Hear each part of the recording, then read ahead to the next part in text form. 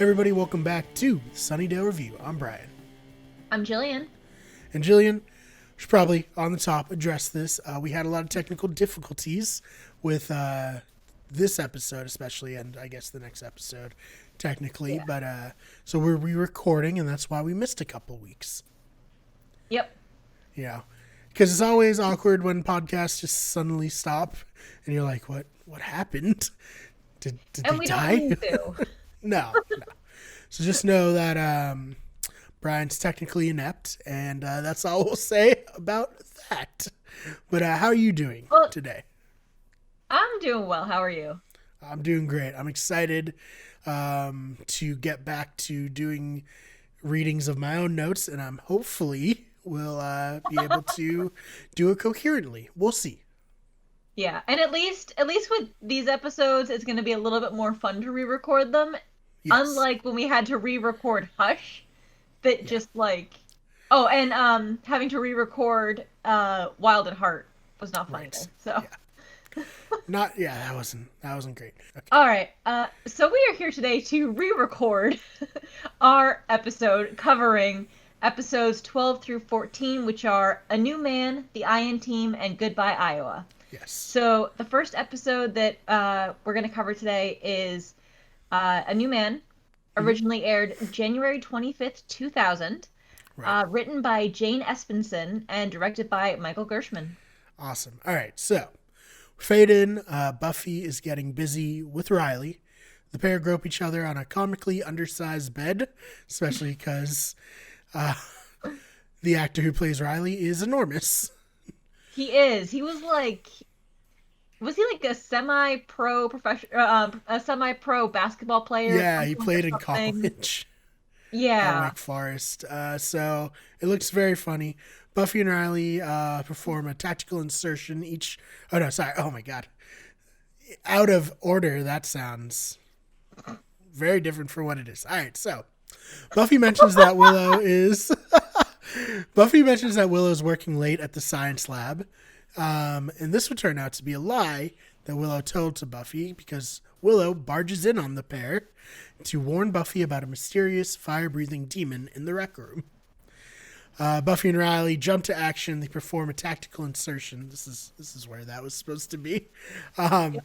So they, come from opposite entryways, each drawing their weapons and entering the room at either side. The room's illuminated, the lights come on, and all of Buffy's friends yell surprise. And I thought this is a great line, Willow. Guess you won't be killing anything tonight after all. And Buffy, don't be so sure. Well, it's like a party at the college with a bunch of like their unnamed college friends. Right. So Buffy and Riley have to very quickly hide the fact that they were carrying weapons. Yeah, not necessarily a normal thing all college kids do. Right No. There. Oh man! So at the party, Giles is having a lot of trouble fitting in with the younger members of the group. As he regales Anya and Xander with the tales of his youth, Anya interjects that this is really boring, and kind of shows that she's also having trouble fitting in with just humans in general here. Yeah. She just doesn't have like a filter. No, just doesn't. She doesn't have any interest in it. Buffy introduced her new boyfriend to Giles. Riley's pretty charming in this scene. He he talks about how he heard that Giles did such a good job as librarian and that the library has really gone downhill since he left it, which is, of course, very funny, all things considered. Because they blew it up. Buffy is excited to actually have a good birthday for once. There's no assassins, no missed ice shows, or boyfriends losing their souls this time. Yeah. The scene ends with Giles feeling even more out of place as he starts to feel like Buffy has gotten a new mentor in Professor Walsh, because Buffy just goes on and on about how great Professor Walsh is and how, she knows Riley and all that. And she's assured that she wouldn't be having fun at the party anyway since she's like 40 and wouldn't want to hang around with kids. This is punctuated by Riley saying, "Here you go, sir," while handing him cake. Oh man. So that just brutal. It's not a good episode for Giles in this No, sense. they do a lot of really good setup for the shenanigans that happen later in the episode, Yeah. but I mean, you feel bad for Giles because Yeah. he was like the older, wiser mentor of the group. Hmm. Like even though Buffy was like his only real responsibility there, he always was like that kind of father figure for Willow and Xander, Hmm. who both just seem to not have parents, or we know Xander has like a really bad home life. Right. Um, and Willow's parents are just Yeah. Absent. in yeah, in Tahiti. I don't know. Um, but when Buffy is like kind of bragging about Professor Walsh, it's all she can Mm. talk about, and she's so smart and she's so Yeah. this and so that, and it's just like, oh, your heart kind of breaks for Giles. Yeah. No doubt. So the next day, it's a moving day for Spike as Xander wants him out right away. And Anya is trying her best to be cordial and offers Spike Xander's lamp as a housewarming gift. Just, Xander's like, oh, this is my lamp. You don't just give him my lamp. she's trying. She at least now. She wasn't trying before. At least with this. Also, Spike has a very funny line where he's talking about not loving Xander's basement and how it's gross. He's like, I've known corpses with better smell. In fact, I've been one. Yep. Oh, man. So, when Is this when Spike they talk asks, to Spike? Oh, sorry. Is this when they talk to Spike about like what he would want in a crypt? I think, yeah, like talking about decking it out, and they're like, well, you'll need electricity. And he's Yeah. like, oh, yeah. Blood will go bad without a fridge and won't be able to watch TV. But I also love once he gets into the crypt, like watching it become like a home over time. Oh yeah, for sure. It's great. No spoilers there, I don't think. Just, a normal No. thing where someone moves into a new place. But so Spike asks why Buffy isn't there. Xander says she has a meeting with someone who's actually scary. And it smash cuts to Professor Walsh, which, I think this is them setting Professor Walsh up as potentially untrustworthy. I guess we'll have to wait and see. Yeah. Um, Obviously, on top of teachers just being inherently scary in general. You Yeah, know, but uh let's see. At this point, the Scoobies know that Professor Walsh is in charge of the initiative. mm, So that they know that's why she's having the meeting with Professor Walsh. That I mean right. that would explain why they think it's scary. Yeah, true, true. All right, so Buffy, Professor Walsh, and Riley have a meeting to talk candidly about their operations. Buffy being the Slayer and Walsh heading up the initiative. While not being outright rude, Professor Walsh, who's a woman of science, is rather condescending in regards to Buffy's methods. Buffy, of course, being a mythical figure, something Walsh touches on in the conversation, as the initiative thought that she was only a legend. And I love Buffy's line. I'm sorry. Professor Walsh says, oh, we thought you were a myth, and Buffy goes, oh, you were myth taken. oh my god, yeah, And then just the look on her face of like, shit, did that actually come out of my mouth? Yes. Yes, it did. so good. Shit. Oh man, so Like, as Buffy's, a mythical figure, a legend, she is, part of the mystical world, whereas Professor Walsh, the initiative, is, part of the science world. And yeah. there's, a good amount of conflict between the two in this season, especially. Since this is a show about Buffy, the Vampire Slayer, of course, the mystic will always conquer the scientific approach.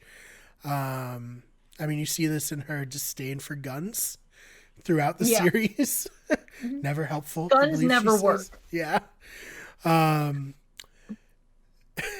At the end of the scene, Walsh points out that Riley has managed to kill a whopping 17 hostiles, 11 vampires, and 6 demons. They ask Buffy how many she has killed, and the scene ends with a shot of Buffy, who doesn't really know how to explain that those are very low rookie numbers compared to what Yeah. she's been doing. And this is one of those times where it's like a lot of Buffy is metaphors for real life. So this is kind of, I mean, with the exception of Walsh being there and being the one asking, this is kind of like the equivalent of, boyfriend, girlfriend get together Right, and, yeah. the whole what's your number thing. Right. Um, but at least in this context, in the context of this show, um, I mean, I can't imagine that Buffy has even kept count at this point. She's No. been killing vampires professionally 4 years running at this point. So the idea that she's even keeping kept track, and yeah, I mean, let's be honest, Xander's killed more vampires than Riley has. Right. Oh, man. All right, I so. mean, yeah, you got to look at it this way, like they pulled Riley out of secret ops training to be part of the initiative. Mm-hmm. But even then, like these Yeah. numbers are kind of pathetic. And that's not just me wanting to always stick it to Riley. Maybe it is. So meanwhile, at Giles' apartment, condo, whatever it is, he realizes that Damon, Prince of Bavarian, is set to rise that night. And he realizes this when he's dusting his shelf. And he's like, oh no. So I feel, it's relatable, right? Like, who hasn't forgotten whether or not they turn the oven off or whether or not a demon's gonna rise? It's all the same. Yeah, but like, put it on a calendar, dude. Yeah, yeah. Oh, man. So he recruits Willow to help him as there's no time to find Buffy. And this kind of shows how, like, fractured the group is now with the addition of the initiative and Riley and all that. I think on the quad, right, they're walking. Buffy is telling Riley her war stories. He's pretty shook. He's impressed and a little emasculated, honestly. Says this is Riley. When I saw you stop the world from ending, I assumed that was a big deal for you. I'm not even he also goes on to say, I'm not even sure I could take you. And then Buffy says, it depends on your meaning. So there's that. I like that at one point he says, now I'm trying to figure out what the plural of apocalypse is. Right. Oh, I don't know the answer, but it's like, is it apocalypse? Apocalypses? Apocalypse. I don't know. I don't But know. I think that is kind of the one hard thing with shows like this, where once you introduce an end of the world scenario, you can't really go back. It's like everything is gonna have to be as big of a threat, at least, as the last thing for it to feel like the story's kind of moving forward. You know what I mean? Well, normally they'd use an apocalypse as like a big season ender or something, with the exception, I mean, so they had like the season 1 finale apocalypse with the Master. They had the season 2 apocalypse with Akathla. There was that little apocalypse that we barely even saw in the Zeppo. Yep. And then Oh, the yeah, season that 3 one. apocalypse. Yeah. Where it was like kind of implied, but we have no idea what happened. We just see everybody beat up like later. It's a tentacle monster for sure. Yeah. And then there was the season 3 finale apocalypse with the Master. But then there was also wait, when's the one in this season? With the earthquake, and Was that last episode that we covered? that Doomed? Yeah, it was. Yeah. So yeah, That last one was kind of a episode. late apocalypse, but Yeah, where Buffy defies the law of physics and falls fast enough to catch. Yep. And Riley just somehow had like 100 miles of rope or whatever Yeah. tension wire on his Oh belt man. just cuz. But yeah. So Oh yeah. man. So yeah. Where are we? Giles, while looking for Buffy, meets Professor Walsh. He awkwardly tries to shoehorn in a literary reference to the myth of Theseus and the Minotaur. It doesn't go over very well, No. partially due to his awkward delivery and partially because, they're such different. They're both very smart, but they're smart in very different ways. Yeah. They just can't really see eye to eye. And it's just, I think that the scene's just kind of working to set up more like distance between the Scoobies and the Initiative and how they're handling the various goings on. Yeah. Um, It helps to kind of more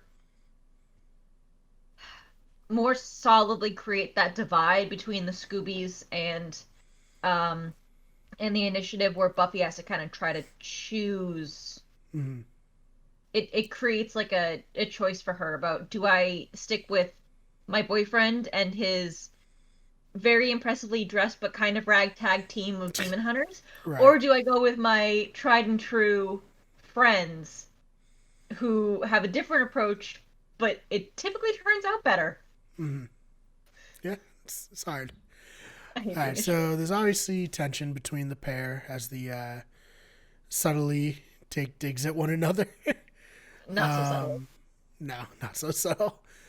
Also, Walsh mentions that Buffy lacks a male role model, which is pretty rude. Straight up, just mean. She tries to go all psychobabble on Giles and saying that, oh, the things that I notice about Buffy's personality, you can draw a direct line to her absence of a male role model. Right. It's like, bitch, you don't know what you're talking about. Yeah. Pretty uncalled for, I would say. Go back and sit behind your desk. So Giles isn't able to find Buffy, so Giles, Willow, and Xander go to stop the demon from emerging. They're running late, but when they get there, they see that it hasn't risen, and Willow says that the Initiative probably already took care of it. She also lets Giles know that Riley is part of the Initiative, something that everyone, including Anya and Spike, already knew, but they all forgot to tell Giles. Giles, when they're saying, like, when he's like, who knew? And he's like, Spike knew? And Xander's like, only the basic stuff, like Riley is a commando and Professor Walsh is in charge. Giles, Professor Walsh, that fishwife? And of course, I didn't know what that meant, so I looked it up. A fishwife or fishlass is a woman who sells fish, often the wives and daughters of fishermen. Fishwives were notoriously loud and foul-mouthed, as noted in the expression to swear like a fishwife. Huh. So, pretty English dig, but Yeah. It's oh like, man, Giles, your English is showing. oh man. So, with all this happening, Willow and Xander are like, all right, we can stick around. And he's like, well, you can go. And they're like, okay, yeah, we'll go then. And they leave. And then Giles is like, all right, I guess there's nothing here. He leaves. And then one of my all time favorite moments in the history Oh of the my God. show happens. Ethan, remember him?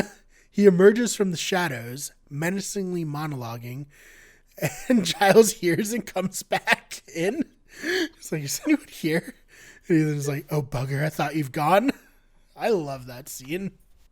Well, that's one of those subverting expectations. They like to do that a lot with the bad guy monologue, Mm-hmm. because it's like, when Spike came back Oh, yeah. this season and he's in the tree and he's doing his bad guy monologue as Buffy's walking away, Mm-hmm. and then he gets tased by the Initiative and taken away. Yeah. And That's this is so another good. one. So Ethan Rain, he is a character that we haven't seen since Band Candy. Oh, So yes. his first appearance was Halloween. Mm-hmm. Second appearance was Band Candy, and this is his third appearance. Mm-hmm. Or no, wait, There was another one where there was another one. the demon that they had summoned back in their youth was killing off all Yeah. their friends. And Miss Calendar Yep. got infected Yep. by it. And then Angelus killed it.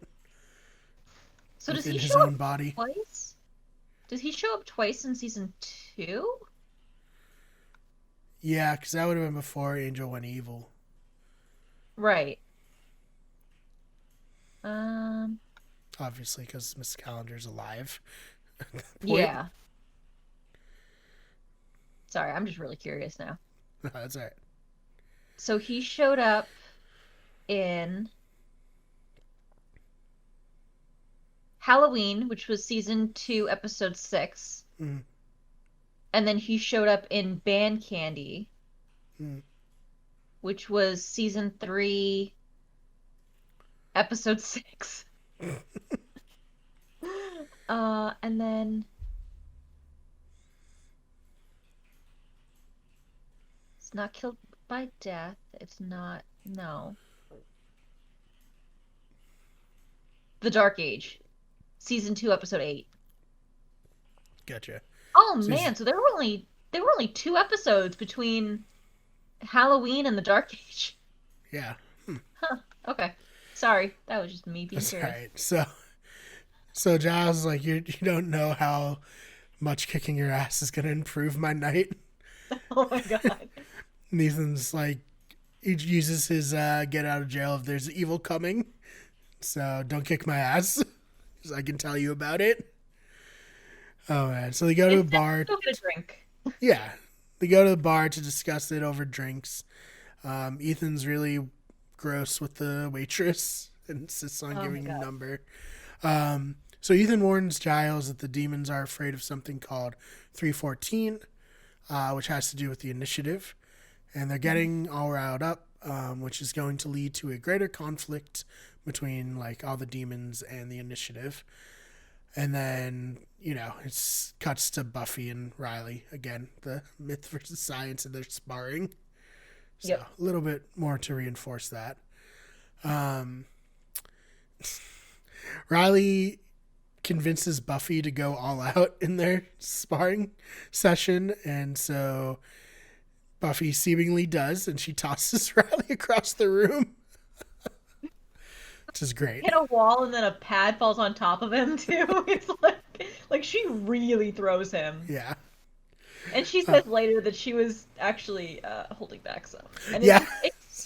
it just really goes to illustrate how like we see the Slayer's strength, but we usually see it in connection to fighting a vampire who already has super strength. So it's Right. hard to understand like exactly how many leagues above a normal human she is. Mhm. Because usually she's paired semi evenly with whatever demon or vampire she's fighting. Or In other this Slayer. case, yeah.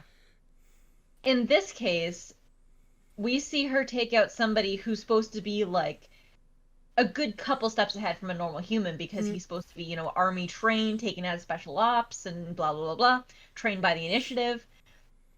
So you really get to see here just how far above everybody else Buffy is in terms of just like raw strength and power. Right. It's just a great scene. So back at the bar, Giles laments that his place he laments about his place in the demon fighting world and how he's kind of feeling useless in general. The initiative is getting the job done while he fumbles around with no direction. Again, this is when Ethan is a creep with the waitress and gives a number. It implies the night is a time of magic to her, which is interesting. But that cuts to Willow and Tara, who are working on like their magic, practicing it together, and they're in a test of synchronicity. They levitate a rose, but when they start to try to pluck the petals off of it, it shoots across the room.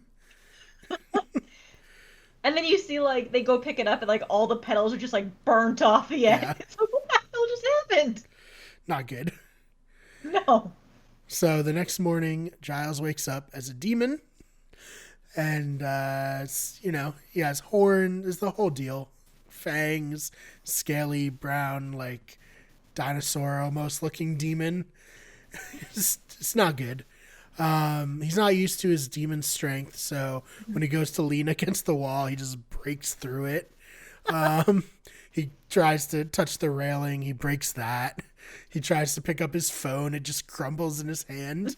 He puts on a shirt, and it just rips because he's so much bigger than he normally is. And then he goes to leave, and he just rips the door off of its hinges, which is obviously great. It's a lot of bloody hells going on. Yeah.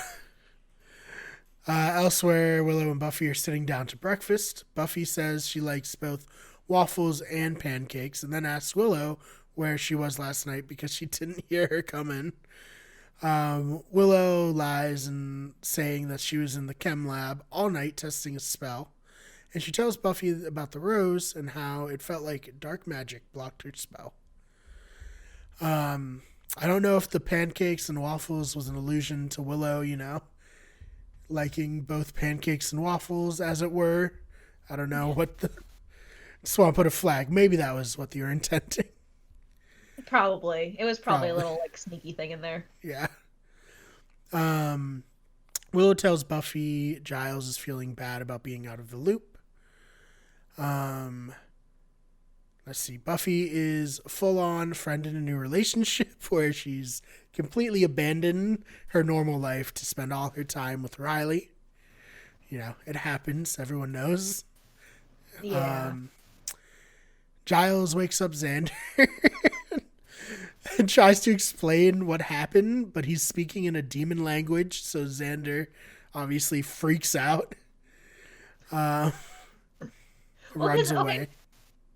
So Giles, who couldn't lean against a wall without putting his hand through it earlier, somehow manages to sneak into Xander's house, get down to the basement, and be standing over him, trying to gently wake him up and being like, okay, don't freak out. Things happened. I'm not sure what's going on, but when you open your eyes, don't freak out. Giles does not realize that he's not speaking English. No. So when Xander wakes up, he just sees a demon standing over him, talking in some other language. He's like, oh my god, it's like I'm a demon magnet again. Blah, Yeah. blah.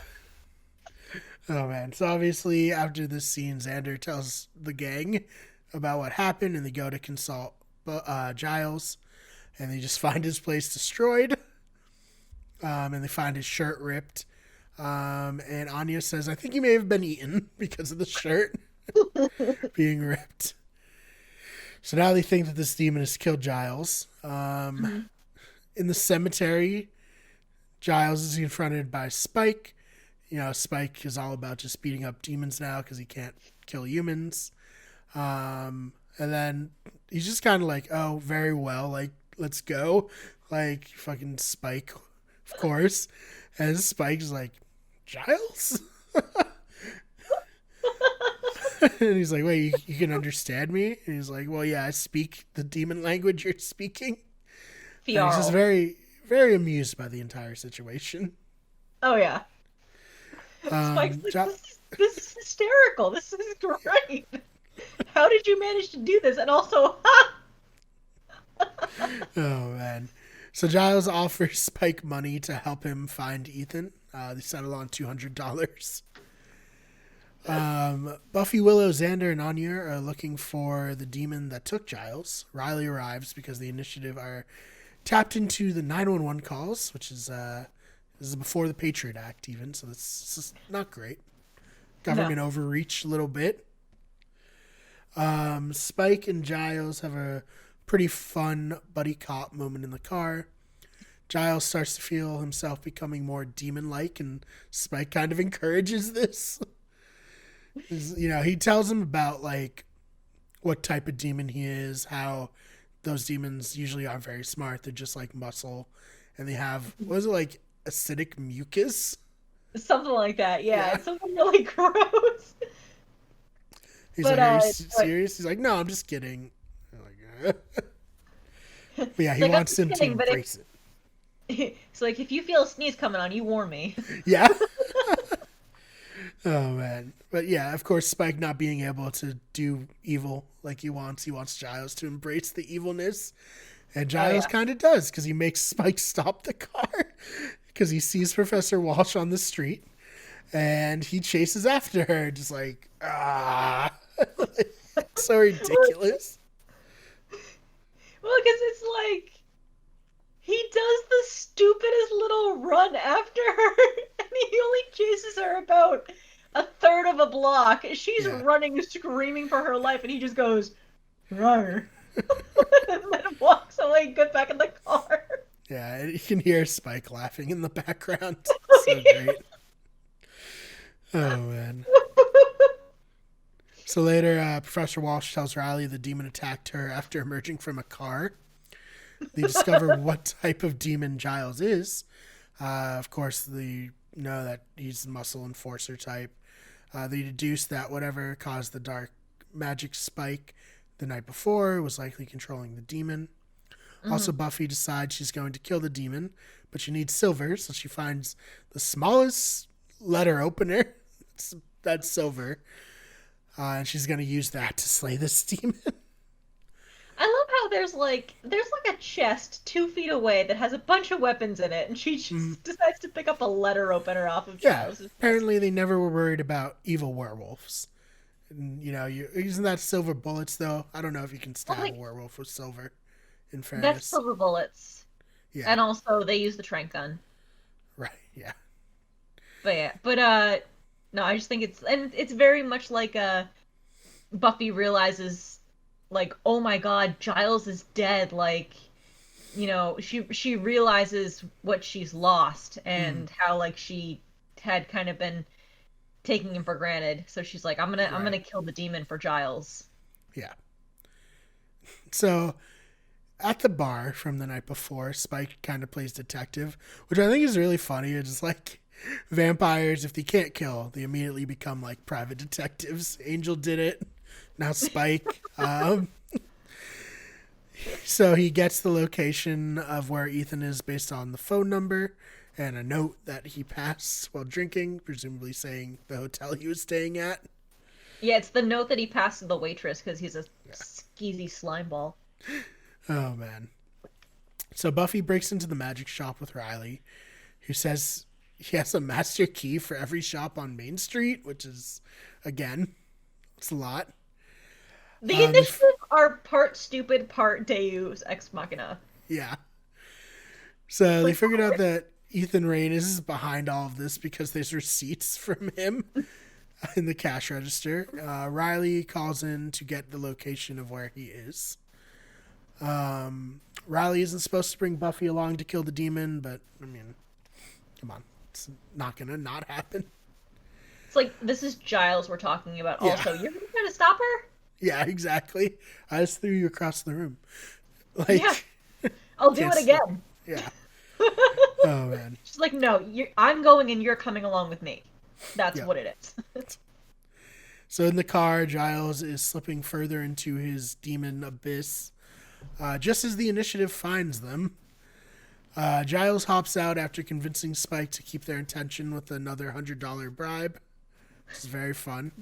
While he's doing this, Buffy and Riley are on Giles' tail as he breaks into Ethan's room and starts screaming and throwing him around. And while this is all going on, we cut back to Spike as he loses the initiative, but then immediately just crashes Giles' car. He's like, well, all right. Did my job. Yeah. So once Buffy gets in there, she fights Giles. She kicks Giles' butt. However, after she stabs him, she looks into his eyes and realizes it's actually Giles. Fortunately, the letter opener isn't real silver. I don't know why she thought it was. I don't know. She wasn't thinking straight, clearly. Yeah. So Ethan turns Giles back, and he has this great line where he's like, I really need to learn to do the damage and get out of town. It's the stay and gloat that gets me every time.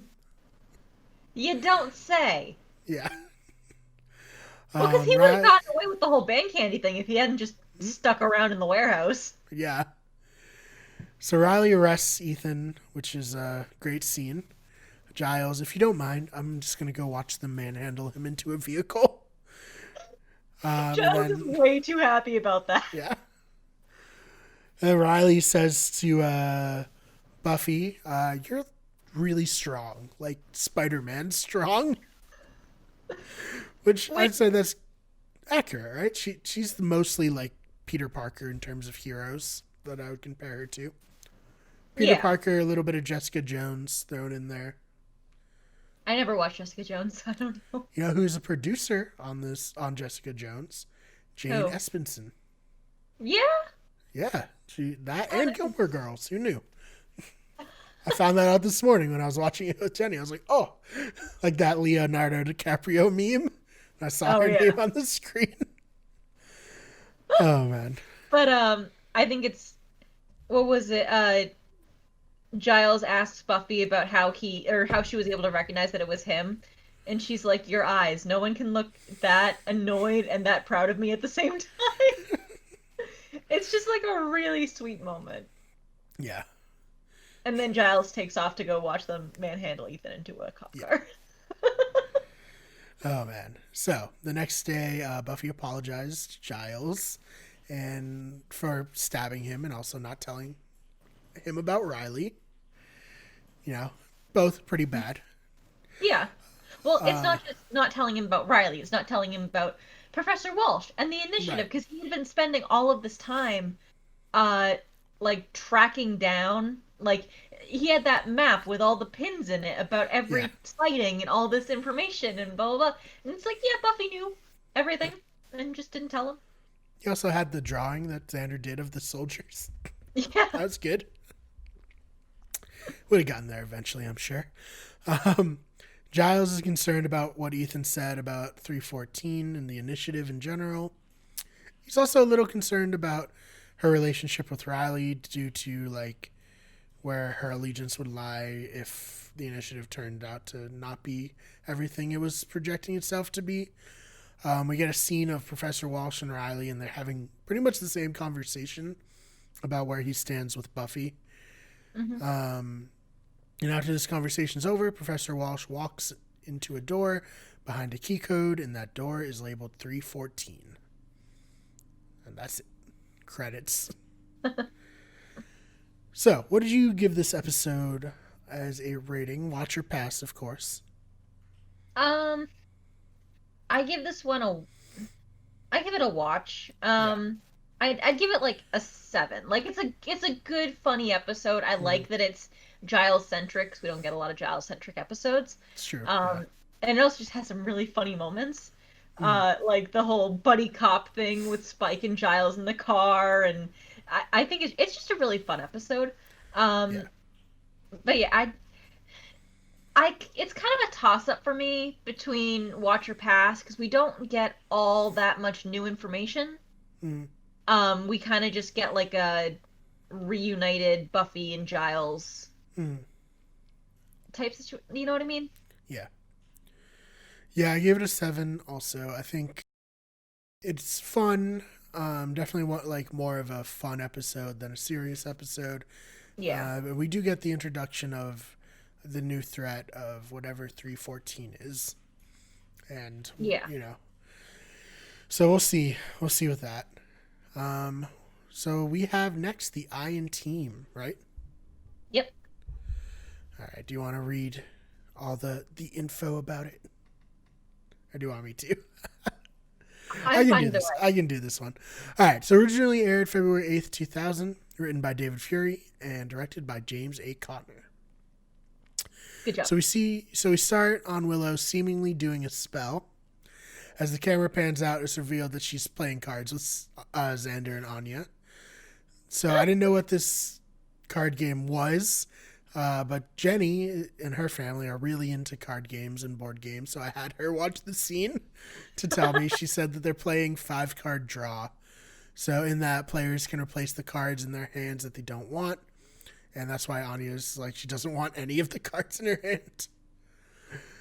Xander is also selling health bars because selling bars always is a good thing in Sunnydale, right?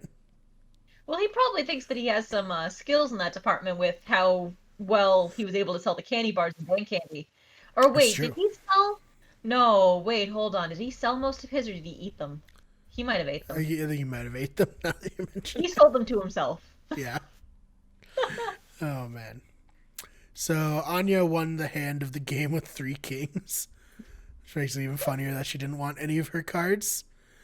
Anya and Xander are skeptical of the initiative, while Willow's more hopeful. I think Xander's just always skeptical of any guys that Buffy's with. Yeah. Always. So that definitely leads into it. And Anya is an ex-demon, so she's not about the initiative at all. No. Elsewhere, off of this scene, Buffy's being hunted by the commandos of the initiative, but she pretty easily dispatches them before it's revealed to be a training mission for the initiative as they're trying to track Buffy down. Riley's very impressed by her work. Professor Walsh is not as impressed in the background as she glares at Buffy. Well, because doesn't Buffy like literally like either tase or shoot with like the Yeah, so the first like guy comes and she like grabs him, uses him as a human shield.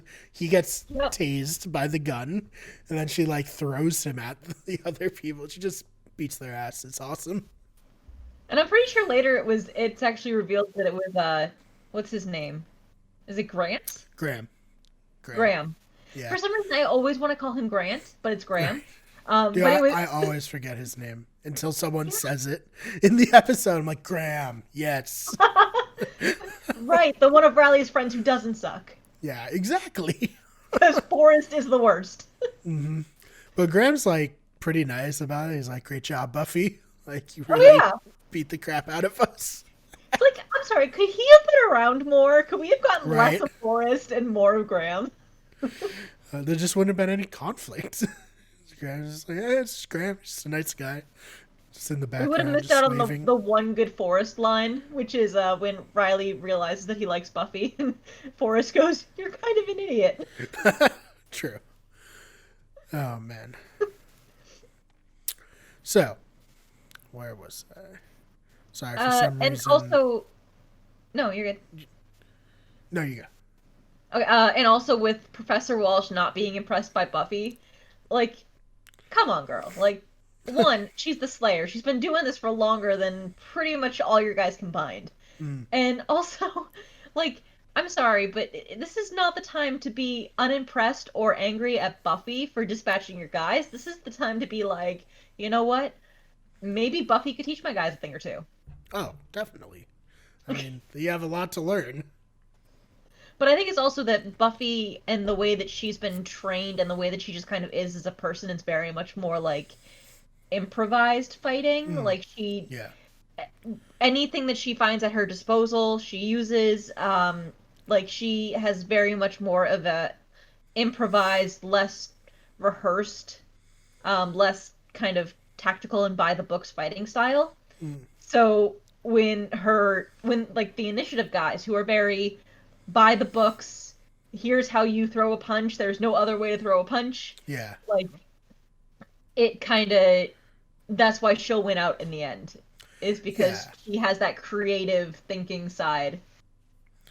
Yeah, I mean, Buffy's been fighting to the death with vampires like every night since she was 15, so Yeah.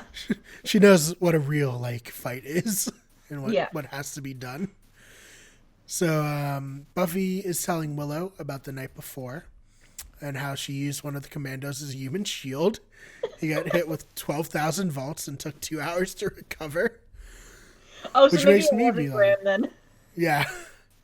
So it makes me be like, damn, she wasn't worried that that would have hurt her if she got shot and they were just shooting that willy-nilly at her. They had pads on, it's fine. Yeah, right.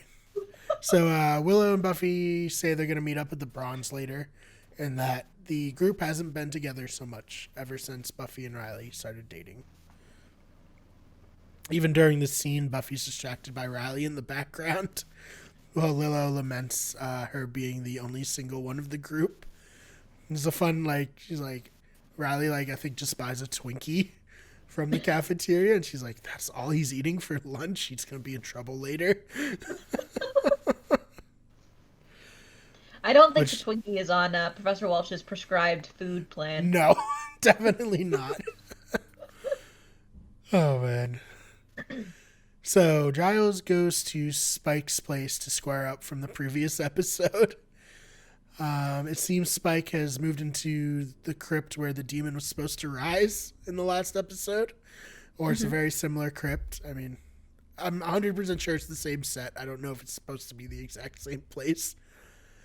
It might be. Yeah, and like I said about the last episode, I really love watching Spike make this place his own as the seasons progress. When he goes in, Spike's like, "Hey, watch your feet," and Giles is like, "Oh yes, how careless of me to track mud all over your mud." Oh man! So Giles tries to recruit Spike to the forces of good. Spike isn't interested, but also doesn't want to leave Sunnydale. Spike says the honeymoon phase of him being friends with the group is over.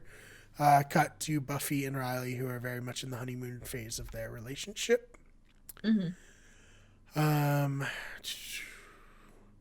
talk about how they want to take their relationship to the next level. And Riley shows Buffy his business, which is the lab. When they get down there, Buffy says, "You said it was big. You told me, but you never said it was huge." Riley is like, "Yeah, don't want to brag." They start kissing, and then Professor Walsh interrupts it. So just a great scene. Oh, yeah. I wonder if there's some underlying meaning in the text there. Yeah, maybe. Was online. It's like, I believe the subtext is rapidly becoming text. Yep. Oh, man. All right, so Walsh gives Buffy some reading material as well as a tour of the initiative. It becomes clear that the behavior modified Spike because there's a couple of demons in like the tinfoil pit. And they're doing surgery and they're saying that they are putting behavior modification chips in them. And I was like, okay, well, that's obviously what happened to Spike. Buffy nearly breaks a $20,000 comm cam, which monitors the user's heart rate as well as sends a signal back to headquarters of what they're seeing. Yep. And then Buffy finally gets a pager. Something we've been saying she's needed, and she had at one point, but then lost apparently. It probably got wet when she drowned. That's true. That's true. Oh man. So Tara attempts to give Willow a gift of a crystal, but Willow refuses because it's a family heirloom of Tara's. Tara feels left out. Scene. Yeah, definitely.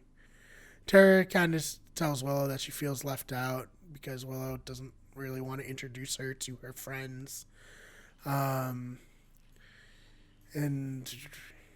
they can't hang out when she's hanging out with the Scoobies, and it's just the whole thing. We finally get to see what's inside 314. It's a demon hybrid that's also covered in metal. There's a lot going on here. Walsh calls it her baby, and his name is Adam. So it's kind of a demon human robot mix. Yeah, cyborg. It's a lot. Yeah. Willow, Xander, and Anya are at the Bronze. Buffy shows up an hour late with Riley and all of his dude bros in tow. Willow's sad because if she knew that they were inviting other people outside the group, she would have invited Tara. And Buffy tells Willow about joining up with the initiative, and it's kind of like, "Oh, I don't really need you guys anymore." Obviously, she doesn't say that, but she's like, it's like all these resources. So, kind of sad. Yeah. And pretty much as soon as they arrive, they get paged to leave. So Professor Walsh tells the team that they're going after a demon with a bone spear in its arm that's like retractable. They tell them not to damage that because they need the bone to spear to study. Buffy's very confused by this because she's like, well, if you're going to kill it, you got to do whatever you got to do. Like if you're going to break the bone sphere, you got to do that. Like, come on. She says something to the effect of, "In my experience, things things get broken when you're fighting for your life, and better there if it's Yeah, than mine." exactly. So she also, the initiative doesn't really view the demons as like creatures that are capable of high levels of intelligence. They're just No, animals to animals. the initiative. Well, Buffy finds that understanding like the motivations and desires of the demons kind of help her when she's fighting them, because she can kind of have a better sense of what they might be capable of. Right. I just find this scene hysterical because it's literally like you see Professor Walsh and her scientist lackey dude like giving Mm, this presentation. There's like a projector with a picture of the demon on it, and yep, then you look out and it's just this sea of guys in the I don't know what you call it, but like the the camo. dark green. Yeah, Yeah. the Well, not like fatigue. it's Yeah, yeah. Yeah. And then you see Buffy in this like bright orange halter top. it's great. And somebody says to her at one point, like, "Hey, Buffy, do you want to like go change?" And she's like, "Oh no, I fought demons in this halter top many times." That's one of the best things. Even that meme of like the like model walking down the runway and like it's just like a piece of cloth with like chains like and clipped. Have you ever seen that? No. Oh man, I'll try to find it for you as I derail.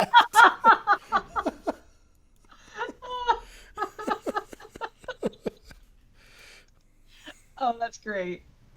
It's so accurate. So good. Yeah, it really. That is great. Oh man. Yeah, so I'll put that on screen for the viewers to know. Yes. Oh man. So yeah, obviously, like you said, she wouldn't be caught dead in the army fatigues. Oh. So later on, Willow seeks comfort in Tara, and she gives her a late night visit. Back in the initiative, Buffy is concerned Walsh doesn't like her because she asks too many questions and isn't a great order follower. Which, Well, yeah, it's I mean, that like all the guys in the initiative are basically taught don't ask questions. yeah, they're yes men. Yeah. So then Buffy comes in her, "Oh no, I can fight in this halter top. It's not a big deal." And like she won't fall in line with the army guys. She's asking a ton of questions. She doesn't understand the whole like kill but don't damage and bring it back so we can study it. Like yeah. It's just scary. And I mean, this was definitely something that Giles struggled with at first, but Giles adapted to Buffy, you know? Hmm. Or it's just like, won't you ever just do what I tell you to do? For once, can you just do what you're told? But the initiative is not like that. But Riley assures her that Walsh likes her. In fact, she liked Buffy before Riley liked Buffy. And Buffy's like, what do you mean she liked me before you did? You didn't like me? Oh, man.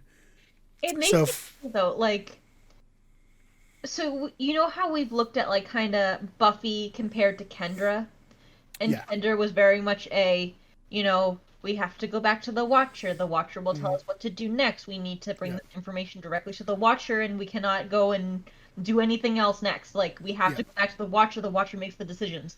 If Mm, Buffy had been more like Kendra, mm, at least like the first episode where we saw Kendra, or the mm, first two episodes, I think that there wouldn't have been an issue with Walsh because this other Slayer, mm. Kendra-esque Slayer, would have seen Walsh as, okay, you are my Watcher equivalent authority Yeah. figure right now.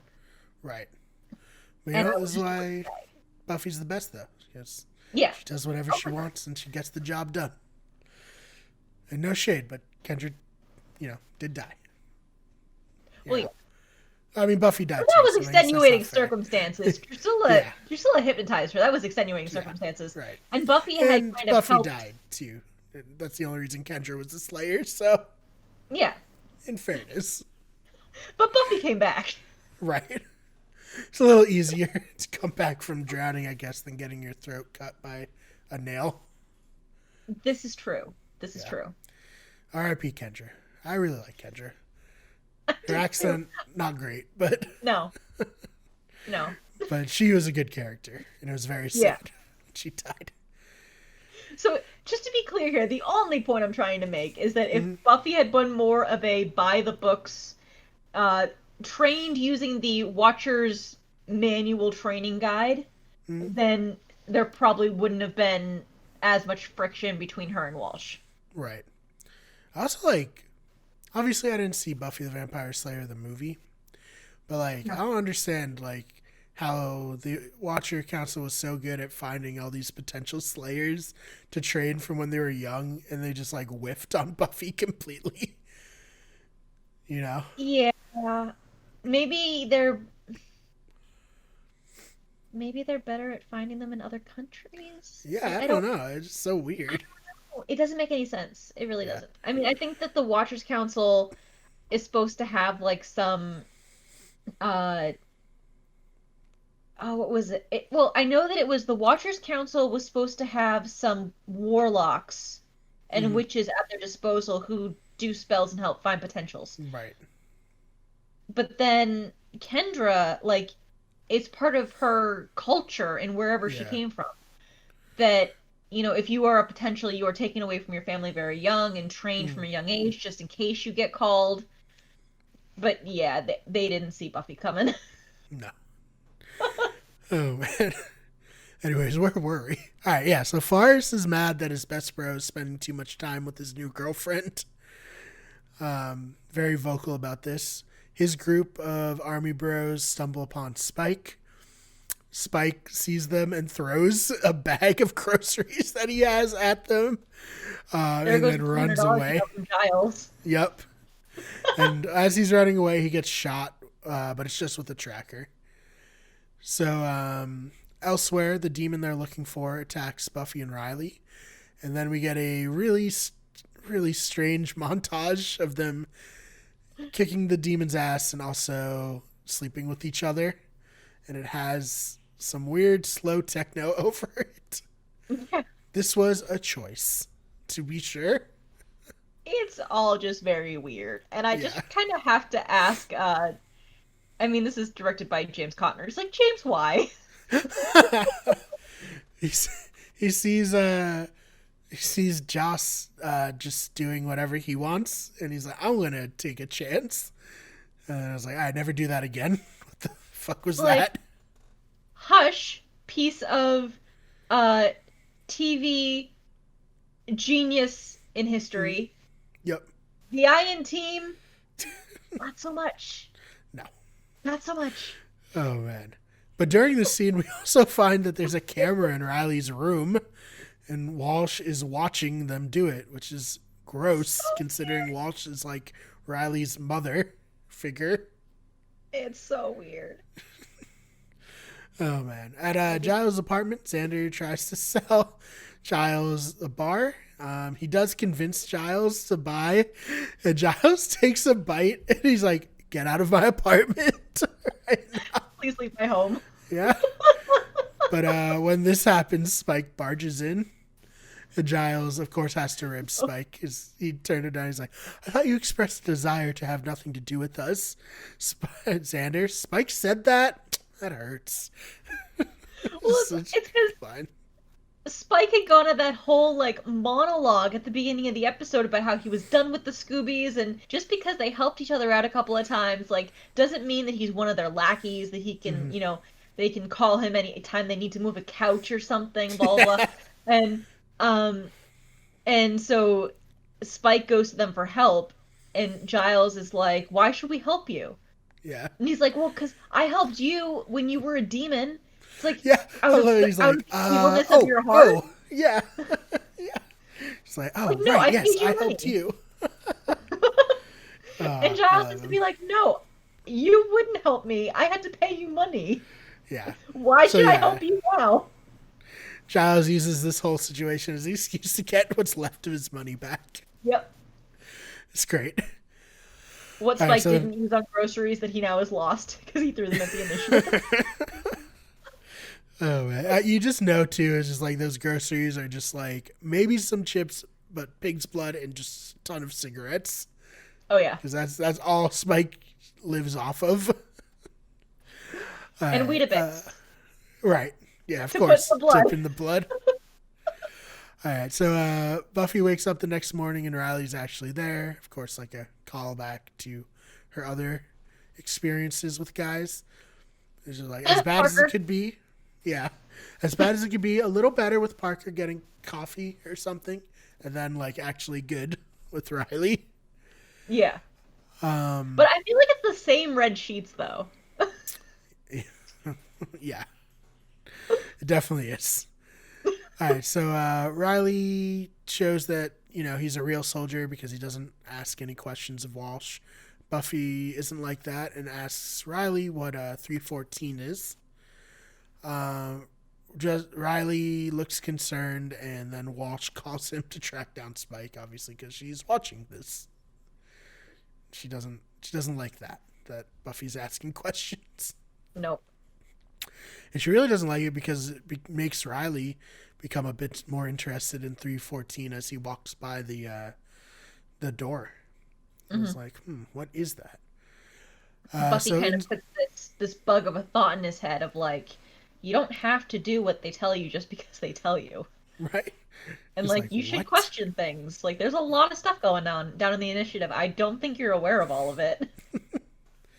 Oh man! So in 314, they attach the arm of the demon that Riley and Buffy killed to Adam, and they discuss ridding themselves of Buffy because she asks too many questions. Not good. So back at Giles, they're digging around in Spike's back to get whatever he was shot with out. Xander looks at it, and he's like, "That's a tracker." And like, "Oh, do you remember because of your soldier memory?" And he's like, "Yes, but also it's blinking." Well, because Um, doesn't Willow do like a spell? Not yet. Soon. Okay. Okay. Soon, yes. Um, so Buffy returns home from Riley's just as Willow returns home from Tara because they were both out the night before. But as they're talking and kind of having a bit of a heart to heart, and I think this might be a scene where Willow's going to kind of be like, hey, by the way, I'm involved with this girl, Tara. Buffy gets called back by Walsh to track down a, quote, low-level demon. During this conversation, Walsh even says, like, yeah, it's probably nothing to worry about. Sometimes it's a raccoon that sets off this Yeah. tracker. They're like, And there's a Buffy, sensor, and usually it's yeah, just like a raccoon or a mouse or something. It's probably, mhm, small potatoes to a slayer like you, but, right. And when she everybody else says is this, she out. gives Buffy a, like, giant gun. And Buffy's like, wow, you guys really hate raccoons. And she She also, also, importantly, yes, gives her one of the comm cams, the right. $20,000 comm cams. Yes, very important. So Walsh promises Buffy that when she gets back from hunting down this raccoon, that she'll fill her in a little bit more on what they're doing at the initiative. Um, Bullshit. yeah. So at Giles, Willow has been called over, and she uses a spell to disrupt the signal from the tracker, and it makes everyone's hair stand up on end. Extreme static electricity. Oh man, which is great, obviously. Oh yeah. It's just such a funny little scene, Oh Such yeah. a funny visual. Let's see. So Buffy's going to hunt down this raccoon. When she gets there, she sees it's actually a demon, and then another demon, and the demons that were being worked on earlier in the episode. And her gun malfunctions when she goes to shoot, and to top it all off, a gate falls behind her. So Yep. she pretty much realizes, okay, I get set up. And her comm thing falls to the ground. The heartbeat goes to zero, and it looks like Buffy has died. And Professor Walsh does look a little, sad. definitely didn't want to kill Buffy personally, but it was more of a gotta do what I gotta do type of a thing, I think. What do you think? Honestly, I think it's more of like, oh crap, now I have to, go tell Riley that his girlfriend's dead, and All right, that's fair too. I didn't think about that. it's like, now I have to go have a tough conversation. Hmm. I think she wanted Buffy dead. I'm like, I think that she's like, you know what? He's messing with my golden child, first of Yep. all. He's making him question things that I don't want him to question. I have put a lot of time and effort into mind washing or like brainwashing him to Mm, not ask questions, to not like question anything and just take whatever order I give him. Now he's asking questions. This girl's got to go. yeah. Oh man. So back at Giles, they remove the tracker and flush it down the toilet just as the commandos are closing in. So when they do this, they're in the middle of the street, and the tracker starts coming to them very quickly. And they're like, "Wait, where is he? It's the middle of the day. What's happening? Like, you can't see A him." vampire! It's the Yeah. middle of the day. Why are you so freaked out? They're like bracing for impact. It's like, And then it goes past them, and they're like, "Wait, it went past them," and they're like, "Oh God, it's been flushed." or, the other logical thing, which is that the sewer system in Sunnydale Hmm. is like insane. He could have Yeah, very easily just been in the sewers, but they just didn't bother checking. They're just like, oh, they he's flushed it. clearly up here, obviously. They're like Oh bracing man. impact. It's like, do you not realize that you shot a vampire and it's the middle of the goddamn day? And they don't even think to check the sewers. It kills me. Oh man. The initiative's not the best. We've The initiative established frustrates this. me. Oh man. They don't use their heads. They've been brainwashed. They Right. can't think out of the box. That's why they think that a vampire is going to be running at them at 20 miles an hour in the middle Just of a the day. dead sprint straight at them. All right. So we get to see that the comm cam just fell off Buffy.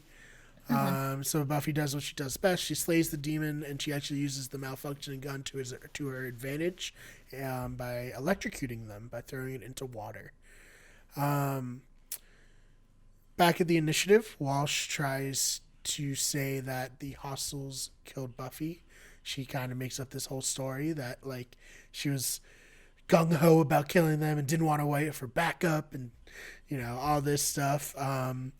In the background are the monitors of the comm cam, and Buffy picks up the camera, looks into it, and lets Walsh know that she knows what Walsh did and that it didn't work. And she says, "You really don't know what a Slayer is. Trust me when I say you're going to find out." And so It's Riley such obviously, yeah, it's a great line. it's such a good moment, and it's like I really want to like pick apart Walsh's story, and it's like how many different ways is this bullshit? Because Right. okay, Buffy, okay, first the demons somehow escaped the initiative into the sewers, and Mm-hmm. Buffy wanted to go after them. Okay, fine, fine. But do you think that if Buffy had decided to go all gung ho and go after the demons herself, she would have taken one of the guns that she hasn't been trained on Mm-hmm. and the $20,000 comm cam that she was told not to touch earlier? Yeah. This It's a doesn't lot. logic. It's a lot of holes. Um, so obviously Riley's very betrayed by this and storms out. Um, But it's just such a great shot. I'm sorry. I just love yeah. this shot because it's literally like you have monitors, Walsh, Riley, and Walsh is feeding Riley this whole bullshit story. And Riley, because he is very tall, just looks over Walsh's shoulder as she's telling him like she's dead, I'm so sorry, blah blah blah blah. And you just see like Buffy pick up the comm cam and turn it to herself. And Riley like I love it that Riley sees Buffy before Mm, Walsh sees Riley. Or sorry, yeah. before Walsh sees Buffy. Mm, Because you immediately see Riley start to question everything coming out of Walsh's face while she's mm, right in front of him because he can see Buffy over her shoulder. right. Like it's just fantastic. So good. All right. So back at Giles, Spike says that he's going to stay until he figures out how to get the chip out. Buffy says that none of them are safe from the initiative after they betrayed her. At the initiative, Walsh evilly monologues about how hard she works and how the Slayer isn't going to stop her. And then she gets stabbed by Adam. And that's the end. Bad guy monologuing will get you killed or at least caught in season 4 of Buffy. And when she stabs Adam, just like, mummy. And then that's the end of the episode. Oh, man. All right. What do you say about this episode? Okay, so it has some great moments. Overall, I don't love the story. But it's incredibly plot advancing, so I'm gonna give it a definite watch, and I'll probably give it around a 7. I give this an 8 because of Buffy's badass lines at the end after she picked up the cam. Okay, it's like, ooh, that is so good. That's what I'm here for. Buffy just being a badass.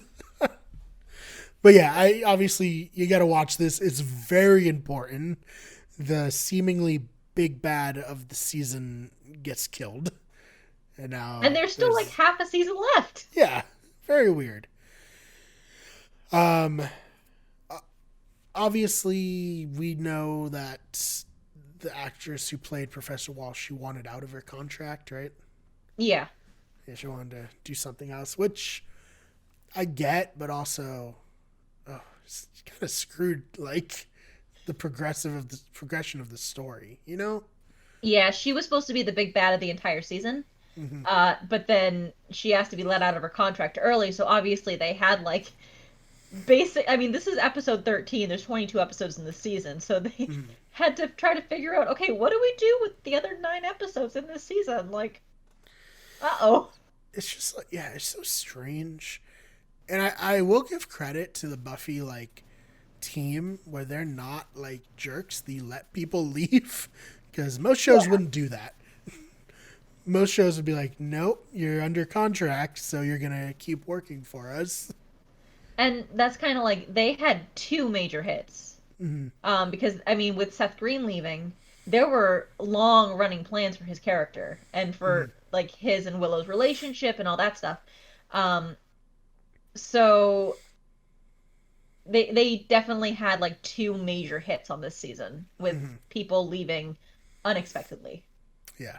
And all the while doing season 1 of Angel and having to deal with is it Glenn Quinn? Yeah, the actor who plays Doyle on it, yeah. Yeah. Him leaving or them. He had a drug problem. And he did. Yeah, they made him leave, which sucks because we'll get to it because we're going to cover season 1 of Angel after we're done with this. He is so good in Angel. Really is. Like, he really is great. And like, him leaving sucks. It does lead to good things, like they are able to adjust and add certain characters in. But I love Doyle. He's one of my favorite characters in the Buffy universe, and it's sad that he had such a drug problem, which ended up actually ending his life. Not long after he left Angel, which is just very sad. Very talented guy. Tortured artist soul, I guess, Anyways, back to nonsense and happier things. Season 4, episode 14, Goodbye, Iowa. This originally aired February 15th, 2000, was written by Marty Noxon, always a good sign, and directed by David Solomon. So Buffy fills the Scoobies plus Spike in on what went down at the end of the last episode. Spike points out that she has just tragic taste in men, which I have to agree with. That's a good call, given all that they know. Well, and he also loves to take digs at Angel whenever he can. Oh, yeah. But in fairness, Angel lost his soul. Yeah. So it almost ended the world. So she does have just awful taste in men, given the circumstances. I don't think this was him playing mind games at all. I think this is like from the bottom of his heart, just Jesus Christ. I think it's a little bit that he likes taking digs whenever he can because it allows him to hurt the Scoobies without actually uh, making his head explode. So Right. Oh man. So Buffy is like, no, it wasn't Riley, and Willow's like, yeah, it wasn't, and Xander's like, I don't know. The evidence is stacking up. Oh man. So they agree that the entire group's in danger since they all know about the initiative, and this was all set in motion because Buffy asks too many questions. yep. Elsewhere, Adam escapes the initiative. In my notes, I called it the Institute. What the hell? I don't know. Autocorrect. Just blame autocorrect. Yeah, exactly. Um, so the group makes plans to hide from the initiative in Xander's basement. Giles says he doesn't want to and doesn't think that the initiative would check his place. And just as he says this, Riley enters. Oh, man. It's like, okay, point made, move. Like, Yeah. T-minus 1 second. Riley asks Buffy to recap exactly what happened as he's torn between believing Buffy and Walsh. Riley is unamused that Spike is hanging out with the gang. He's like, in this whole confusion, he's like, wait. He's like, you're Hostel 17. He's like, no, I'm Xander's Hello, pal. Xander's pay. He's like, oh, screw it. Yeah, I'm your guy. You gotta keep in mind, like, Spike is now back to wearing his regular, tight black t-shirt, tight black jeans, and boots, like Yeah. army boots, but Yeah. black leather. And his patented leather jacket. Yeah, and and so the last time that Riley saw Spike was when they went in Doomed to stop the apocalypse in the high Right. school, but he Yeah. was wearing the Hawaiian shirt and khaki shorts Yeah. because he had shrunk his clothes in the wash when he tried to do laundry at Xander's place. So Riley sees him and is like, wait, don't I know you? And Spike's like, oh, I'm just a pal of Xander's here, and you know what, bugger it. Yeah, I'm your guy. Now that Oh, man. clothes, you recognize me. So Riley's like, what's he doing here? So he's like, leaving you swabs to your dramatics, thanks. I've got my stories on the telly for that. By the by, if you're trying to kill her, and then he's just like, oh, man. It's like, Spike, go watch your passions. So Riley doesn't want to believe that Walsh tried to kill Buffy. He's very distraught by his worldview being shattered and the implications that the initiative might be bad. And he leaves. So, this is a sad scene. Adam comes upon a boy playing in the woods. He asks the boy what he is, like what Adam is. And the boy, very nonchalantly, is like, you're a monster. He's like, I thought so. He asked the... Oh, no, go ahead. So, yeah, he asked the boy, like, how do you work? And the boy's like, I don't know. I just do. The boy then asks him what the spike on his arm is for. And then there's ominous music and the scene changes. So, fun fact here, as horrible as the scene is and what it leads up to, again, horrible, the little boy in this scene is the same actor who on Boy Meets World played Eric's, like, little brother, Tommy. Oh, right, yeah. Eric, who's the older brother of Corey, one of the main... Eric's one of the main characters. Yeah, of course. He's just not, like, one of the immediate trio. But Eric, at one point, does, like, it's like a Big Brothers Big Sisters program, and Tommy was his little brother. Right. So it's the same actor, except now he has brown hair instead of red hair that he had in Boy Meets World. But when I realized that, I was like, oh my god! Hey, I get you. I have my whole pinned tweet on Twitter thread is just famous people who are in Buffy or Angel. So, Although he was like a child actor, and now he's not. He did come back and cameo in an episode of Girl Meets World. Oh, really? That's cool. Yeah, he did. It was great. It was a episode called Mr. Squirrels Goes to Washington because Eric is plays with squirrels. Oh, But all right. it's this whole thing. If you haven't seen Boy Meets World, please go watch it. It's hysterical. Yeah, it's great. There's if you want to watch, okay, if you finish Boy Meets World and want to watch Girl Meets World, which is like the sequel series, Hmm. DM me on Twitter. There are like 5 episodes of Girl Meets World that are worth watching. They are all episodes where the characters from Boy Meets World come back. Yeah, that makes sense. Otherwise, the kids are just annoying, and Hmm. Corey and Topanga have a not entirely healthy relationship. Oh Um, no. it's weird. They like to bash Yeah. each other a lot, and it really confuses me. It's like, do these guys actually like each other? I'm Yeah, this is confused. I not the can't tell. same. No, it's Should. not. Uh, But yeah, if you want to get into Girl Meets World, DM me on Twitter. I will give you a list of the 5 episodes to watch of Girl Meets World. does Feeny come back in any of them? Yes. All right. Oh, you gotta DM me the episode Feeny comes back because I love Feeny. Beanie is in 2 episodes. Oh, very nice. He officiates a wedding in one of them, which is really cute. Oh, oh man. All right. So where was I? So in the initiative in 314, Dr. Walsh is found dead by her assistant, who finds her by slipping in her blood. It's pretty gross. But at the same time, it's like, dude, you didn't see her dead body on the floor? Guess not. Or the major pool of blood that you just tripped in? Right?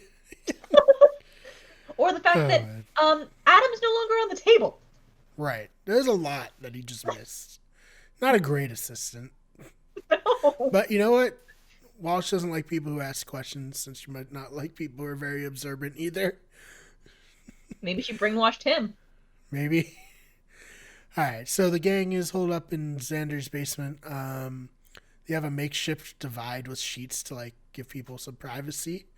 They're getting on each other's nerves, being in such close proximity.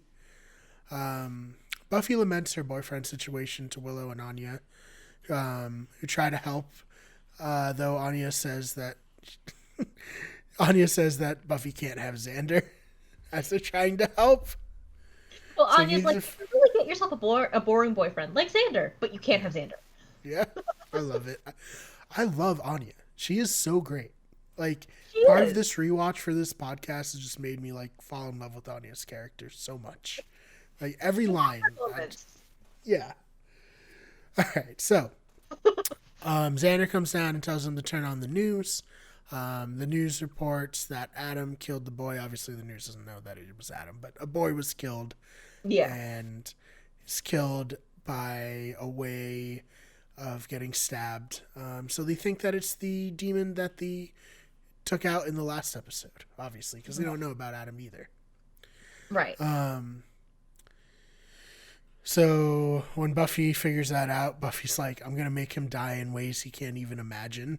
And there's a beat. That probably would have sounded more commanding if I wasn't wearing my yummy sushi pajamas. Oh, man.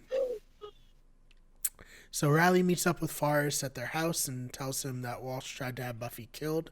They're both like very confused about this whole situation. Forrest is suspicious of Buffy's intentions generally. Then they receive the news that Professor Walsh is dead. And Forrest immediately tries to blame Buffy. Yeah.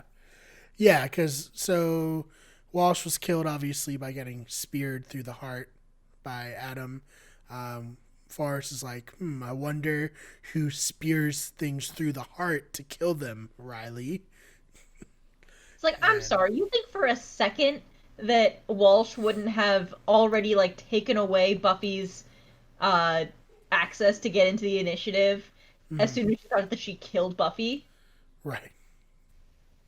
Like, All right, so actually, no, right? We find out later that no. oh, it's true. Walsh is an idiot, but I mean, Wasn't thinking. She's like, it's- first evil monologue, next revoke Buffy's access. yeah. But I mean, there was definitely like a good period of time between when Buffy was not killed, when Walsh was telling Riley that, oh, Buffy's dead, blah, blah, blah, I'm so sorry. Yeah, bullshit, bullshit, bullshit. And Mm. between when Walsh got stabbed. Like, there was a good period of Yeah. time there. No, yeah, for Riley sure. did not think that Buffy would have immediately just gone back to the initiative and tried to kill her. Right. All right. So, Riley suggests that it's the Polgara demon that they hunted down in the last episode, but Forrest isn't really having any of that, and they get into a argument. Walsh's assistant, whose name is Engelman, who knew, informs the soldiers that they have to wait for reinforcements from Washington before they go to hunt the demon down. But Riley's like, nope, screw that. Like, we're gonna get this Polgara demon. During the search, Forrest and Graham go into Spike's crypt. They see that he has a TV, so obviously he got electricity somehow. Um, Really long extension cord is my guess. yeah.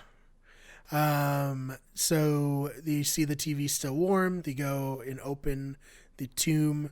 There's just skeleton in there, and then they leave. And then Spike reveals that he was hiding underneath the skeleton, which is pretty gross, honestly.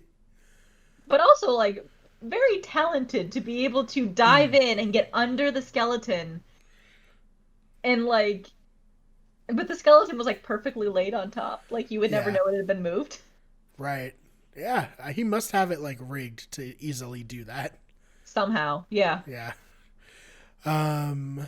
So at the crime scene of where the boy was killed, Buffy and Riley reunite. Riley informs Buffy that Walsh is dead. Buffy puts together that the Polgara demon probably escaped and killed Walsh. She vows to stop it. Back on campus, Willow visits Tara. They discuss having fun with spells, which is, I think, a stand-in for hooking up. Um, Kind of, yeah. At yeah. this point, the network they were on was very against them showing like intimacy Mm, between Willow and Tara. So mm, spells are definitely like I think they are doing like actual witchcraft spells, but at the same time it's definitely a stand-in. yeah. Which is, I mean, times have changed, obviously, because I don't think Yeah. they'd have a problem with this at No. all now. So This Willow is wants very to much do. no. Sorry. This is very much where Buffy was like uh you know, I don't want to Buffy helped in breaking down walls when it Yeah. came to showing uh, LGBT relationships on Mm, television. right. So Willow wants to do a spell to track down the demons. Buffy pays Willie a visit at his bar, which is always great. Willie is trying not to be a snitch anymore. So he says Buffy's going to have to punch him to make it look like he isn't like just openly dealing with Giving Buffy. her, yeah. Yeah.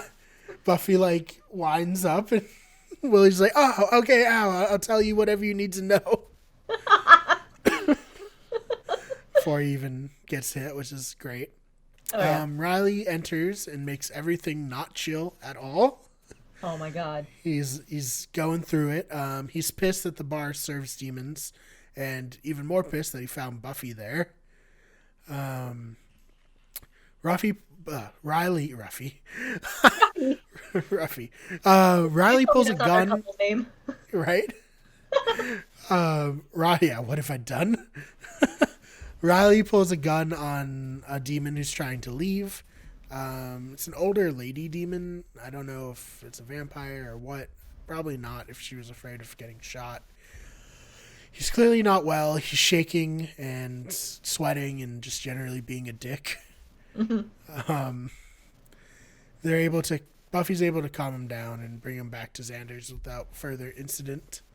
In Xander's basement, it's clear that Riley's going through withdrawal. His state and the circumstances make him unsure of everything around him and displaced within it, which is obviously, I mean, understandable. He's Yeah. very confused. Um, so Xander and Buffy go undercover to discover what's happening in the initiative.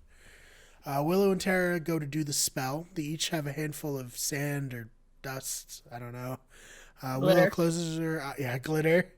Willow closes her eyes and blows. Tara dumps hers underneath her bed and then pretends to blow.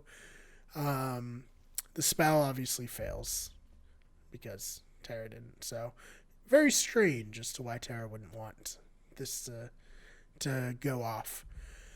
So yeah, back in the initiative. Fortunately, Buffy doesn't have her access revoked, as we went through earlier. Her and Xander take the elevator down to the initiative. Upon seeing it, Xander says, "I totally get it now. Can I have sex with Riley too?" Which is again call back to the last episode. Yep. Oh man. Riley wakes up in Xander's basement and finds out that Buffy went to the initiative. Willow tries to be like, "Hey, chill, like, it's fine," but he just throws Willow aside and runs upstairs. He, like, throws her into a wall. Like, Yeah, it's crazy. It's bad. Not good. Buffy and Xander overhear that all the soldiers are withdrawing, and Riley is the only one who is still missing and hasn't been able to re-up. At the bar, Spike orders some O-negative blood before being punched out by a demon. Oh, man. Buffy accosts the assistant just as Riley enters and tells them the cameras are down so they can interrogate him. He tells Buffy that the secret project 314 has escaped. Riley starts freaking out, but is interrupted by Adam, who has returned. Says, easy enough. They found him. And he says that he found a way to sneak back in. Yeah, he says that he's 314. He wanted to learn about the world, but now he just wants to learn about himself. He delivers exposition about what he is by inserting a floppy drive into his chest. Oh my god. This is where, like, if you really want to date your show, include technology.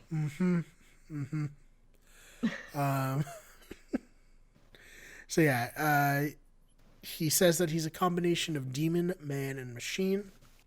He also has a file for Riley and informs him that they are alike. They're both projects of Walsh.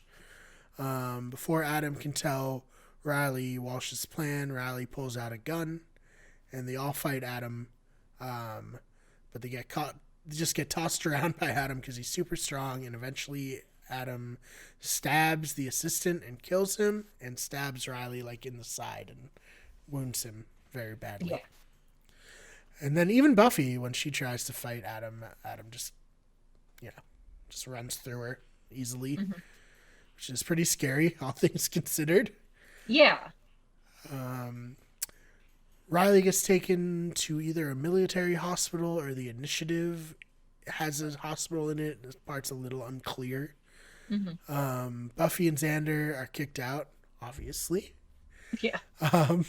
Spike, on the other hand, is tossed out of the bar, and that is because he's been killing other demons. So the demons in the bar are like, "Don't ever show your face around here. We're not going to kill you because we don't kill demons, but you're kind of a dick, Spike."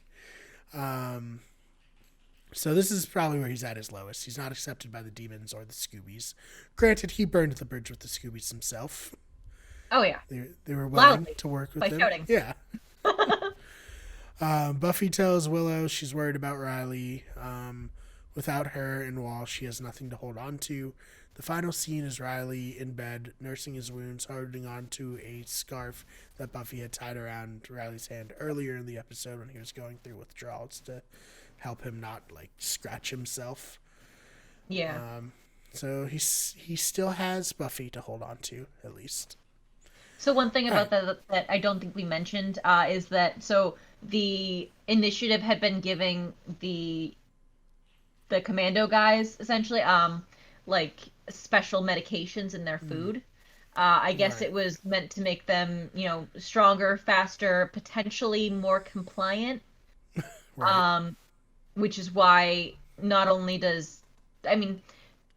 I don't know exactly what the symptoms of withdrawal are. I don't know if paranoia might be one of them, but he was definitely getting very paranoid about, like, when he was going through that withdrawal, he's like, I don't know what to believe anymore, and everything's just going crazy, and so he was like scratching the back of his hand, and Buffy had put her scarf around his hand to get him to stop like scratching because he was gonna literally like just break all the skin on his hand. Right. So that's kind of the thing that he has to hold on to when he's in that military potentially initiative hospital. It's really never made clear exactly where he's at. Yeah, it's confusing. Just that like Buffy can't visit him, Right. but for some reason Forrest can, even though Forrest sucks. Right. Yeah. I'm not gonna argue that point. I will take every opportunity to remind everyone that Forrest sucks. Oh man. Well, Forrest may suck, but what did you think of the episode? Incredibly plot advancing, so definitely give it a watch. Story wise, 6. I don't really like this one. I don't know. It's no. I gave it a I 7. Don't like the initiative. Oh, yeah, that's fair. Which makes it kind of hard for the rest of the season. I know. If you don't like the initiative, because oh boy. This is why season 4 is definitely one of like my lower, like, if I were to rank the seasons on like overall, it's one of my lower ranked ones. However, episodes like Fear Itself, Wild at Heart, I've said it before. I know it's tone deaf, but I love Pangs. I just find it funny. Maybe that's not a good thing to mention with the current political climate, but Right. it's tone deaf. I recognize that. We said it a million times in our review of it. I still think there are some fantastically fun pieces of that episode. Mainly around them trying to have the dinner. Right. Yeah.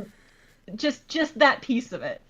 But yeah, so and then the next 2 episodes that we will be covering are again 2 of my favorites in this season. So there are some great pieces of this season, but overall it's definitely one of my lower ranked ones just because I find the initiative to be stupid. Gosh. Oh man. So 6, 7, and watch it because of the plot. Yes. All right. So that's the end of this episode. And I'm confident that we're not going to lose it this time. This is going to be a very long episode, so if you've stuck around throughout the whole thing, thank you. Yes. Hour 40. Oh my God. We did almost 2 hours on these 3 episodes. You can tell we're a little rusty because we went so long. But yeah, it was a good episode, I think, for the show. Jill, where can people find you online? If you want to go over to Twitter, like I mentioned before, you can DM me on Twitter if you want to know like the 5 episodes of Girl Meets World that are worth watching. So I'm at Jillian_Swan, and that's Swan with 2 N's. Awesome. And anything you'd like to promote before we get on out of here? No, I'm good. All right. So you can follow me on Twitter at @theFakeBMar. That's BMARR. You can follow the channel on Twitter at WGEverything, on Instagram at WickedEverything, on Twitch at twitch.tv/WickedEverything, and on TikTok, search WickedEverything. We haven't made a TikTok in a while though, so I don't know.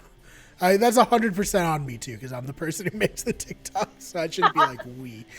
I have not made one in a while, but maybe I'll get back to it if enough people follow. Why not? But yeah, we will see you guys in the next episode. Thank you so much for checking out this one. Bye.